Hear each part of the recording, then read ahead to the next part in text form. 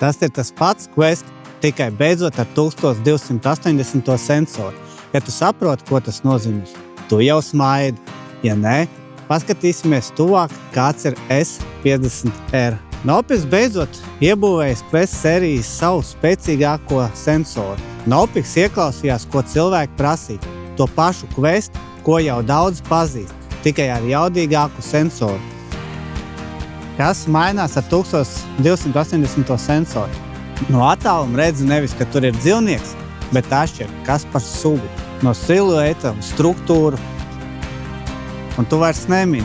1280 dod ne tikai vairāk detaļas, tas dod arī pārliecību. Redzi plašāk, pietuvinot, nezaudē tik ļoti attēlu kvalitāti, kā zemākas klases sensori. Tas pats Quest vai tomēr nē? Pieskaries, viss šķiet pazīstams. Quest rokraksts, displeji, korpus, pogas, bet pietiek ieskatīties attēlā, lai saprastu, tā ir nākamā līmeņa sajūta. Ko tas ļauj darīt labāk? Identificēt, tālāk redzēt, pat pie 4 reizes pālumēņa attēls vēl joprojām turas. Un ja arī tas, ko tu meklē, būs redzams, kad citi tikai minēs, ka kaut kas tur atrodas.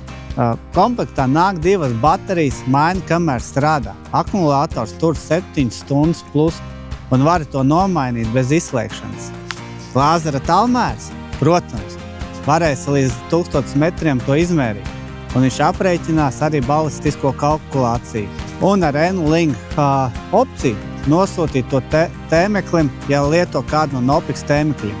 Vadība bez nekā lieka, svars pietiekami maz, lai aizmirstu, ka nesā. Ja tu agrāk lietoji Quest, šis būs kā atgriešanās mājās, kur kāds beidzot ir nomainījis veco televizoru pret 4K kvalitātes. Ja tu nekad neesi lietojis termālo binokli, tev būs grūti pēc tam atgriezties pie neredzu. Kas tur ir? S50R nav revolūcija, tā ir evolūcija, kas beidzot notika. Quest paliek Quest, tikai beidzot ar attēlu, kas atbilst mūsdienām.